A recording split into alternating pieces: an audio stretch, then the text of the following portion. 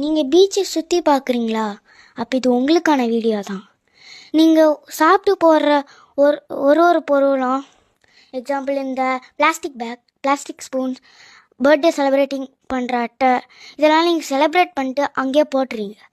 அதனால் கடல் வேவ்ஸ் வந்து அது மேலே அடைச்சிட்டு போயிட்டு கடல் நடுவில் போயிடும். அப்போ இந்த ஃபிஷ்ஷஸ், டர்ட்டில்ஸ் இதெல்லாம் வந்து ஜெல்லி ஃபிஷ்ஷுன்னு நினச்சிட்டு பிளாஸ்டிக் பேக்கை சாப்பிட்றோம். அது வந்து எல்லாத்துக்கும், ஃபிஷ்ஷஸ் எல்லாத்துக்கும் அது ரொம்பவே டேஞ்சர். பீயிங் பாண்டிச்சேரி குரூப் சார்பாக நாங்கள் 3 பேரும் கடந்த 6 மாசமாக ஒவ்வொரு ஞாயிற்றுக்கிழமையும் 7 மணிலேருந்து 8 மணி வரைக்கும் க்ளீன் அப் பண்ணுறோம்.